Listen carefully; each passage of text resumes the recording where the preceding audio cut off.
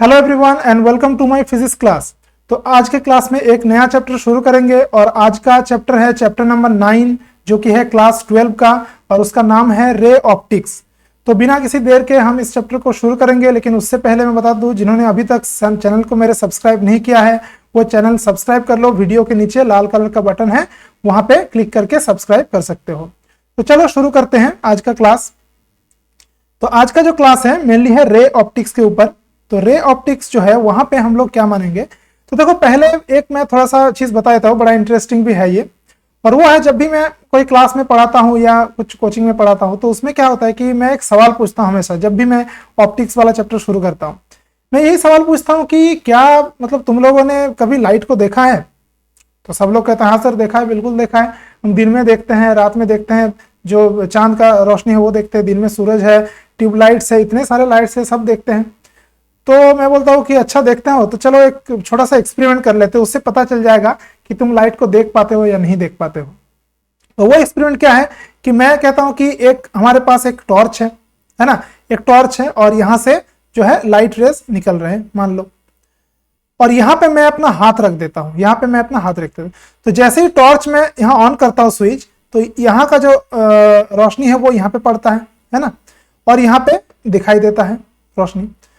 तो फिर मैं कहता हूँ कि देखो ऐसे टॉर्च अगर मैं मारता हूँ तो हाथ में देखो दिखाई देता है रोशनी। तो सब बोले हाँ दिखाई देता है, भाई ठीक है चलो देखते हैं। तो अब मैं हाथ को हटा लेता हूँ, यानी कि ये हाथ जो है मैं इसको हटा लेता हूँ, ये अब नहीं है। तब यहाँ पे कुछ दिखता है क्या? ये हाथ अगर मैं हटा लेता हूँ तब यहाँ पे कुछ दिखता है क्या? मैंने टॉर्च का जो स्विच है अभी तक ऑन करके रखा हुआ है, लेकिन वहां पे क्या है, कुछ भी नहीं दिखता। अगर लाइट विजिबल रहता, मगर लाइट को अगर देखा जाता तो हाथ रहे या ना रहे उससे कुछ फर्क नहीं पड़ता, लाइट को तो देखा जाना चाहिए। लेकिन जब हाथ रहता है तभी हम देख पाते हैं, जब हाथ नहीं रहता है तब लाइट को नहीं देख पाते। इसका मतलब क्या निकलता है? इसका मतलब यही निकलता है कि हम लोग लाइट को देख ही नहीं सकते बेसिकली। तो हम देखते क्या है? हम जो देखते हैं वो क्या है? वो है दोस्तों, वो है ऑब्जेक्ट्स। जो भी हम देखते हैं वो है ऑब्जेक्ट्स। यहाँ पे जो हाथ है ना उसको हम देखते हैं, या फिर कह लो सनलाइट जो जो मतलब वस्तु के ऊपर पड़ता है, जैसे कि पत्थर कह लो या बुक्स कह लो, तो वो सब जो ऑब्जेक्ट्स है उसको हम देख सकते हैं, लेकिन जो लाइट है उसको हम नहीं देख सकते।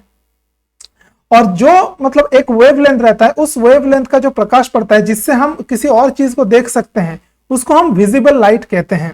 लेकिन विजिबल लाइट कहते तो है, लेकिन लाइट विजिबल एक्चुअली नहीं है, ऑब्जेक्ट विजिबल है। लेकिन ऑब्जेक्ट विजिबल तभी होगा जब उस पर विजिबल लाइट पड़ेगा। जैसे कि यहाँ पे एक मान लो ऑब्जेक्ट रखा हुआ है, जैसे ही एक लाइट रे यहाँ पे पड़ेगा इस तरह से और ये रिफ्लेक्ट बैक होगा, और यहाँ पे यहाँ से मैं अगर देखता हूं तो यहाँ मुझे ये ऑब्जेक्ट दिखेगा। तो इसी चीज को हम रिफ्लेक्शन कहते हैं। क्या कहते हैं हम? Reflection of light. इसी चीज को हम रिफ्लेक्शन ऑफ लाइट कहते हैं। That means bounce back of light from an object. तो एक ऑब्जेक्ट के से टकराने के बाद जो बाउंस बैक होता है इसी को कहते हैं हम रिफ्लेक्शन। तो देखो क्लास 12 में बेसिक जो रिफ्लेक्शन है प्लेन सरफेस में वो तो है नहीं, लेकिन वो थोड़ा सा जानना पड़ेगा, फिर हम स्फेरिकल मिरर पे चलेंगे। तो पहले थोड़ा सा मैं रिफ्लेक्शन के बारे में यहाँ पे मैं बता देता हूँ। तो यहाँ पे मैं एक डायग्राम यहाँ पे ड्रॉ करता हूँ, देखो। तो ये जो है ये हमारा रिफ्लेक्टर है, मान लो XY, ये एक रिफ्लेक्टर है यानी कि एक मिरर कह लो। फिर एक लाइट रे ऐसे आता है स्ट्रेट लाइन में। देखो रे ऑप्टिक्स में क्या है, मेन चीज ध्यान रखो, रे ऑप्टिक्स में हमेशा हम यही देखेंगे कि लाइट रे जो है वो स्ट्रेट लाइन पे आ रहा है और स्ट्रेट लाइन पे जा रहा है। ठीक है, स्ट्रेट लाइन के अलावा लाइट का कुछ और पाथ कभी भी नहीं हो सकता। तो हमेशा याद रखना कि this is called the rectilinear motion of the light. Light always moves in straight line. तो देखो यहां से एक रे आया, मान लो ये P मैंने नाम दिया और यहाँ पे मैंने नाम दिया O। फिर यहां से ये बाउंस बैक करके इस तरह से गया, इस तरह से गया। और ये जो है ये हमारा मिरर है XY, इसको ऐसे कर देते हैं मिरर को, मतलब ये इसका पीछे वाला साइड है और ये आगे वाला साइड है। और यहाँ पे एक हम नॉर्मल ड्रॉ कर लेते हैं। यहाँ पे ये क्या है, ये जो रिफ्लेक्टर है इसके ऊपर एक नॉर्मल है। तो PO जो है इसको कहते हैं एंगल ऑफ, सॉरी इसको कहते हैं इंसिडेंट रे। इसको क्या कहते हैं? Incident ray. मैं लिख देता हूं, इसको कहते हैं इंसिडेंट रे, इसको कहते हैं इंसिडेंट रे। और ये जो ओ क्यू है इसको कहते हैं रिफ्लेक्टेड रे। इसको क्या कहते हैं? Reflected ray. तो इसको कहते हैं हम रिफ्लेक्टेड रे। और ये जो है इसको हम कहते हैं नॉर्मल। तो ये नॉर्मल है, normal at the point of incidence. ये ओ जो पॉइंट है ये है पॉइंट ऑफ इंसिडेंस, यानी कि इस पॉइंट पे इंसिडेंट हुआ है लाइट रे। और ये जो एंगल बन जाता है इसको हम नाम देते हैं आई, और ये वाला जो एंगल है इसका नाम देते हैं आर। तो आई जो है यानी कि नॉर्मल के साथ जो इंसिडेंट रे का जो एंगल बनता है उसको हम कहते हैं एंगल ऑफ इंसिडेंस। क्या कहते हैं? Angle of. तो आई को हम कहेंगे angle of incidence, incidence, angle of incidence. और ये जो आर है ये रिफ्लेक्टेड रे के साथ जो नॉर्मल का बनता है आर, इसको हम कहते हैं एंगल ऑफ रिफ्लेक्शन, रिफ्लेक्शन। तो ये सब टर्म्स याद रहना चाहिए। ये सब टर्म्स कौन से हैं? Incident ray, reflected ray, angle of incident, angle of reflection. अब देखो रिफ्लेक्शन का दो लॉज है ना, लॉज ऑफ रिफ्लेक्शन। तो दो किस्म का यहाँ पे लॉ है रिफ्लेक्शन का। वो क्या है? देखो पहला वाला जो लॉ है वो क्या है? वो है कि जो एंगल ऑफ इंसिडेंस है और एंगल ऑफ रिफ्लेक्शन है ये दोनों इक्वल होंगे, यानी कि आई इक्वल टू आर होगा हमेशा। ये हमेशा ट्रू होगा। अगर कोई मान लो उबड़ खाबड़ सरफेस है इस तरह से, और यहाँ पे भी अगर कोई लाइट रे यहाँ पे गिरता है और उसका रिफ्लेक्शन होता है, तो वहां पे भी बिल्कुल वो लॉ काम करेगा, है ना। उबड़ खाबड़ ऐसे सरफेस है, यहाँ पे आ रहा है ऐसे जा रहा है, तो यहाँ पे भी वो काम करेगा, सेम होगा। I equal to R, this is always true whatever the surface is. तो ये हो गया पहला वाला लॉ। नंबर 2 में क्या लॉ है? वो है ये जो इंसिडेंट रे, रिफ्लेक्टेड रे और ये normal at the point of incidence, ये तीनों एक ही प्लेन के अंदर रहता है। यानी कि ये जो पीओ है, ये जो इंसिडेंट रे है, ये ओ क्यू है, और ये जो इसका नाम देते हैं एन, ठीक है, एन, और इसको एन डैश नाम देते हैं। तो पी ओ क्यू और एन एन डैश ये तीनों एक ही प्लेन में रहेगा। जैसे कि यहां पे अगर मैं एक प्लेन इमेजिन कर लूं इस तरह से, इस तरह से, क्या एक प्लेन अगर मैं इमेजिन कर लूं, तो देखो ये जो सारा चीज है वो कहां रहेगा? इसी पे रहेगा, है ना। यानी कि यहां पे अगर मैं मिरर को मान लूं इस तरह से आता है और ये नॉर्मल है, तो ये तीनों क्या होगा? इसी प्लेन के अंदर रहेगा। ये जो प्लेन है यहाँ पे, ये जो ड्राइंग मैंने दिखाया है यहाँ पे, ये जो प्लेन ऑफ द पेपर है, तो इसी पे ये सारा चीज रहेगा, ठीक है। तो तीनों चीज एक ही प्लेन के अंदर रहेगा। ये हो गया हमारा सेकंड लॉ ऑफ रिफ्लेक्शन। तो ये हो गया हमारा बेसिक रिफ्लेक्शन का आइडिया। अब हम जानेंगे स्फेरिकल मिरर्स के बारे में। स्फेरिकल मिरर्स के बारे में देखो, स्फेरिकल मिरर को स्फेरिकल इसीलिए कहा जाता है क्योंकि ये एक स्फीयर का पार्ट होता है। जैसे कि मान लो एक स्फेरिकल मिरर, जैसे मैं यहाँ पे डायग्राम ड्रॉ कर रहा हूं, देखो इस तरह से, और इसको इस तरह से लिख देता हूं। दो किस्म का स्फेरिकल मिरर हो सकते हैं, एक ऐसा वाला और एक ऐसा वाला हो सकता है। देखो इस तरह से, ये जो डॉटेड पोर्शन है ये पीछे वाला हिस्सा है, और ये वाला रिफ्लेक्टिंग वाला हिस्सा है, सामने वाला। तो यहां पे देखो, इसको हम कहते हैं, इसको कहते हैं हम कनकेव, कनकेव मिरर। क्या कहते हैं हम? Concave mirror. कनकेव मिरर में क्या होता है? रिफ्लेक्टिंग सरफेस जो है वो अंदर की तरफ ऐसे घुसा हुआ रहता है, और यहां पे जो रिफ्लेक्टिंग सरफेस है ये ऊपर की तरफ उठा हुआ रहता है। इसको हम कहते हैं कन्वेक्स मिरर। क्या कहते हैं? Convex mirror. अब देखो इन सभी को हम कहते हैं स्फेरिकल मिरर। क्यों? क्योंकि ये पार्ट ऑफ स्फीयर होता है। देखो यहां पे मैं डायग्राम देखो ड्रॉ कर रहा हूं इस तरह से, देखो ध्यान से देखो, ये एक स्फीयर बन गया। तो देखो ये जो मिरर है ना, इस स्फीयर का ही एक पार्ट है, तो इसीलिए इसको हम कहते हैं स्फेरिकल मिरर। अब ये जो स्फेरिकल मिरर है इसका कुछ जो जियोमेट्री है वो हमको थोड़ा सा समझना पड़ेगा। तो जियोमेट्री को थोड़ा सा समझते हैं। तो जियोमेट्री जो है स्फेरिकल मिरर का, ये थोड़ा सा हम समझ लेते हैं यहाँ पे। तो देखो, तो ये जो स्फेरिकल मिरर है ये वाला, इसका सेंटर मान लो ये है, मतलब ये जिस स्फीयर का पार्ट है उसका सेंटर मान लो ये है, इसको मैंने सी नाम दिया। तो सी जो है इसको कहते हैं हम, इसका नाम है सेंटर ऑफ कर्वेचर। इसको हम कहते हैं सेंटर ऑफ कर्वेचर, सी। और ये जो मिरर है इसका जो रिफ्लेक्टिंग सरफेस है उसके जो एकदम मिडिल पॉइंट है, एकदम जो उसका क्या है, मिडिल पॉइंट है यहां पे, इसको नाम देते हैं पी, और इसको कहते हैं, पी को कहते हैं हम pole, pole of the mirror, इसको क्या कहते हैं? Pole of the mirror. तो ये क्या है कि मान लो ये जो है, देखो ये देखो, मान लो स्फेरिकल मिरर, इसका बिल्कुल सेंटर, इसका बिल्कुल सेंटर है, उसको कहते हैं पोल ऑफ द मिरर। और अगर हम इस पोल और इस सेंटर ऑफ कर्वेचर को अगर हम ऐड कर देते हैं और थोड़ा सा हम एक्सटेंड कर देते हैं इस तरह से, ये एक ही लाइन होगा एक्चुअली, एक मिनट, यहां पे ये सेंटर ऑफ कर्वेचर, और इस तरह से मैं अगर ड्रॉ कर देता हूं, इस तरह से ये लाइन ड्रॉ कर दूं, तो ये बन जाता है एक्स और वाई में कह दूं, तो ये एक्स वाई, इसको कहते हैं हम प्रिंसिपल एक्सिस, प्रिंसिपल एक्सिस, इसको क्या कहते हैं? Principal axis. क्या है कि पोल और सेंटर ऑफ कर्वेचर, इन दोनों को अगर जोड़ देते हैं तो ये जो लाइन बन जाता है, इसको थोड़ा सा एक्सटेंड कर देते हैं तो ये बन जाता है प्रिंसिपल एक्सिस। तो ये तीनों चीजें हैं। अब देखो ये जो स्फीयर है इसका भी एक रेडियस भी होगा, और वो है यहां से यहां तक, इसको कहते हैं आर। तो ये जो आर है ना, इसको हम कहते हैं radius of, radius of curvature, इसको हम कहते हैं रेडियस ऑफ कर्वेचर। ये सब चीजें हैं। तो ये जो है ये मूल ज्योमेट्री है एक स्फेरिकल मिरर का। सिमिलरली यहां पे जो ये है क्या कहते हैं कन्वेक्स मिरर, इसका भी सेम तरीके का हो, ये भी एक स्फीयर का इस तरह से पार्ट होगा, और इसका भी बिल्कुल सेम होगा, बिल्कुल सेम तरीके का होगा, एक आर रहेगा, ये सब चीज रहेगा। तो ये हो गया हमारा basic geometry of spherical mirrors. ये सब जानना बहुत ही जरूरी है। यहां पे एक और चीज मैं थोड़ा सा बता देता हूं कि ये जो यहां पे मान लो सेंटर है, और ये जो हमारा स्फेरिकल मिरर है, ये यहां पे जो एंगल बनाता है ना इस तरह से, ये जो एंगल है इसको हम कहते हैं एपर्चर। क्या कहते हैं इसको? एपर्चर, इसको कहते हैं हम एपर्चर। तो हम जनरली यहाँ पे स्मॉल एपर्चर वाला जो मिरर है उस पे यहाँ पे ज्यादा काम होगा, तो ये बात है।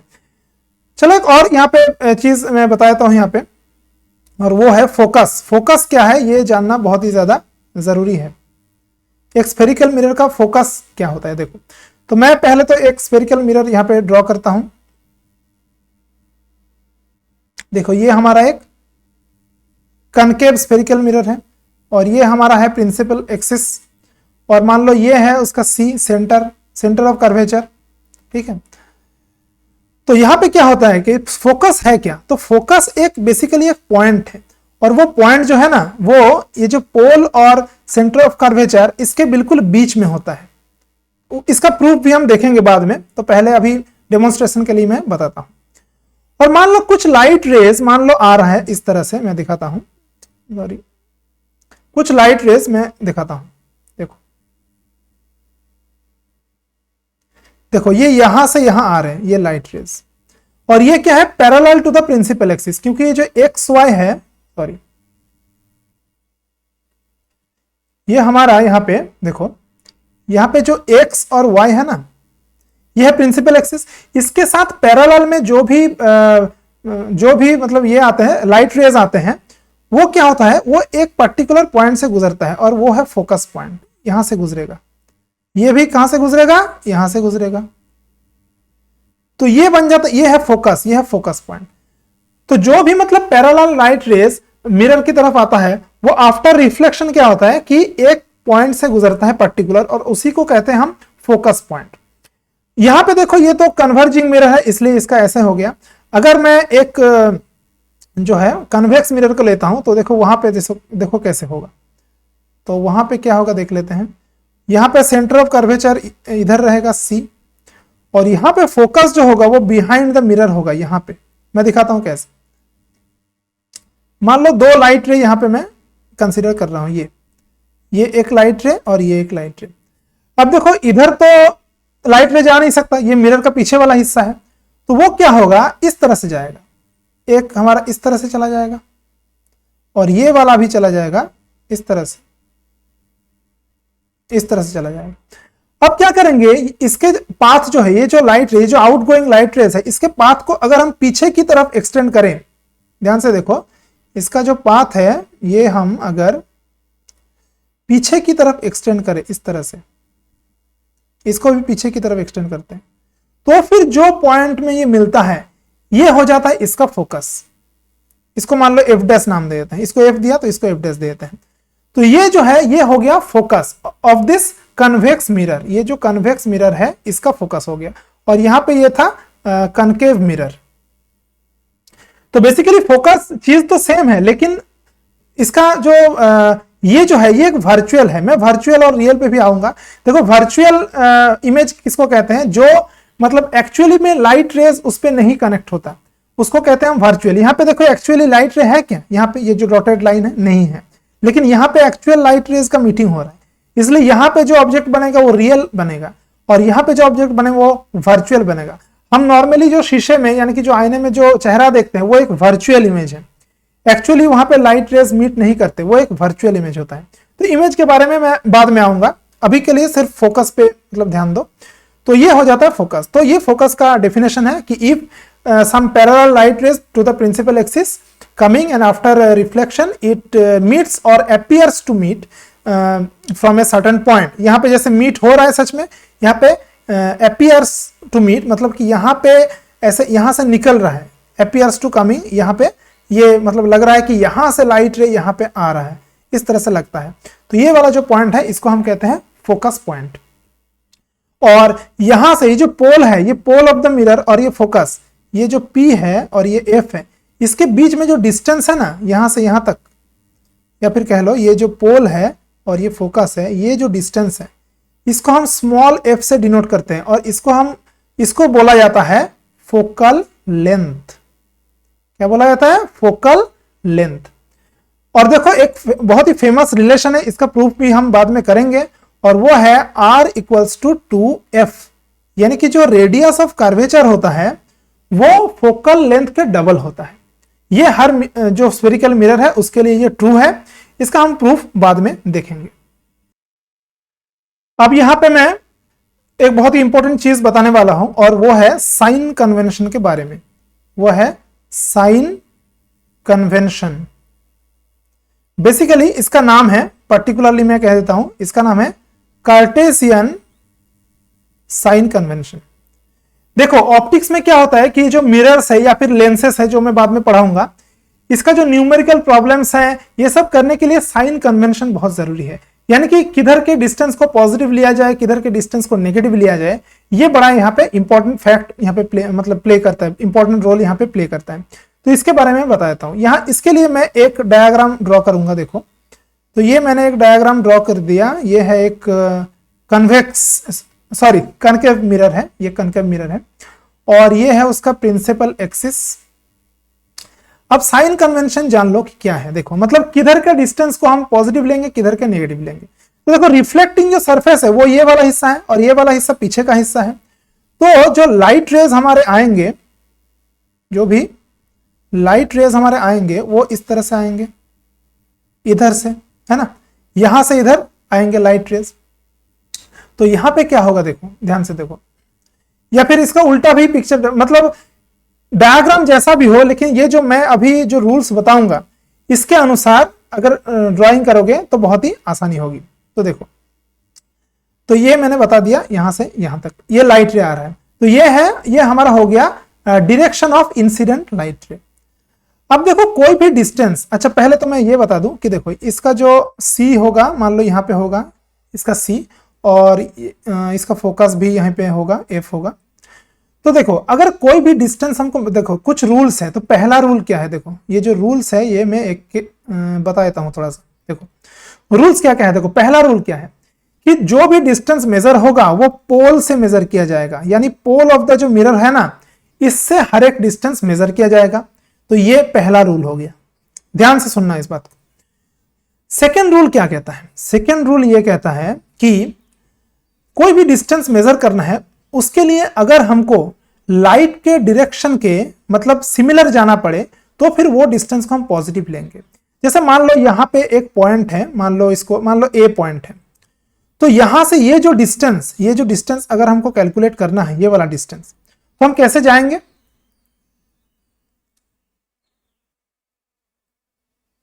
तो हम कैसे जाएंगे, देखो यहां से शुरू करके इधर ऐसे जाएंगे, है ना।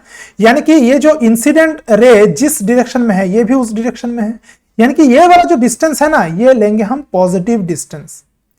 ये जो डिस्टेंस है ये क्या होगा, ये पॉजिटिव डिस्टेंस होगा। और तीसरा रूल क्या कहता है कि अगर कोई भी डिस्टेंस मेजर करना है उसके लिए अगर हमको मतलब लाइट रे जिस तरफ है उसके ऑपोजिट में जाना पड़े तो वो डिस्टेंस नेगेटिव होगा। मान लो हमको यहां से यहां तक हमको निकालना है तो क्या करेंगे, पोल से किधर आएंगे, इस तरह से आएंगे, और ये क्या है, ये डायरेक्शन इसका ऑपोजिट है, इंसिडेंट लाइट रे के ऑपोजिट है, तो ये वाला डिस्टेंस होगा नेगेटिव डिस्टेंस। समझ में आया, ये होगा नेगेटिव डिस्टेंस। फिर 4 नंबर रूल क्या है कि अगर ऊपर में यहां पे ये जो प्रिंसिपल एक्सिस है, ये जो एक्स वाई है, ये है हमारा प्रिंसिपल एक्सिस, इससे ऊपर का कोई भी डिस्टेंस लेंगे, यहां पे कोई अगर इमेज है या ऑब्जेक्ट है तो उस डिस्टेंस को हम पॉजिटिव लेंगे। ये हो गया 4 नंबर रूल। और 5 नंबर रूल जो है, अगर नीचे वाला कोई भी डिस्टेंस लेंगे, यहां पे अगर कोई इमेज है या ऑब्जेक्ट है तो यहां पे नेगेटिव होगा। क्या होगा, यहां पे नेगेटिव, ये जो डिस्टेंस होगा वो नेगेटिव डिस्टेंस होगा। तो ये जो 5 रूल है ये बहुत ज्यादा इंपॉर्टेंट है, ये एकदम बिल्कुल याद रखना है, ये कभी भी भूलना नहीं है, साइन कन्वेंशन। ठीक है, तो लाइट के जिस तरफ लाइट आ रहा है, देखो अगर मैं डायग्राम को उल्टा ड्रॉ करता हूं, देखो वो भी मैं दिखा देता हूं। मान लो इस तरह से मैंने डायग्राम को ड्रॉ किया, ये हमारा मिरर है और ये प्रिंसिपल एक्सिस है, और यहां से अगर लाइट रे आता है तो यहां पे क्या होगा, ये है पोल हमारा, ये क्या है, ये पोल है, और तो फिर क्या होगा, इधर वाला जो भी डिस्टेंस होगा वो क्या होगा, पॉजिटिव होगा, है ना। और इधर वाला जो भी डिस्टेंस होगा, यहां पे r है, यहां पे f है, तो इधर वाला जो भी डिस्टेंस होगा वो नेगेटिव होगा, है ना। यहां पे भी ऊपर वाला जो डिस्टेंस होगा वो पॉजिटिव होगा, और इस प्रिंसिपल एक्सिस के नीचे जो डिस्टेंस होगा वो नेगेटिव होगा, है ना। तो जिस अनुसार, तो जो भी सुविधा होगा ड्राइंग करने का वो कर सकते हो, लेकिन ये बात जरूर ध्यान रखना कि ये साइन कन्वेंशन कैसे होता है। ये अगर मिस्टेक कर गए तो न्यूमेरिकल जो प्रॉब्लम सॉल्व करोगे वो बिल्कुल गलत हो जाएगा, तो इसके बारे में बहुत ही अच्छे से ध्यान रखना है। तो चलो आज का वीडियो यही तक था, क्योंकि ये इंट्रोडक्शन पार्ट था और ये सारे जो चीजें हैं ये बताना बहुत ज्यादा जरूरी था, इसके बिना बाकी काम नहीं हो सकता। तो अगले क्लास में हम और भी इसके ऊपर चर्चा करेंगे पार्ट 2 में। तो ये वीडियो अगर अच्छा लगा है तो एक वीडियो को एक लाइक कर दो और मेरे चैनल को सब्सक्राइब कर दो। तो मिलते हैं नेक्स्ट वीडियो में, तब तक सब लोग अच्छे रहिए और स्टडी करते रहिए। Thanks for watching my video.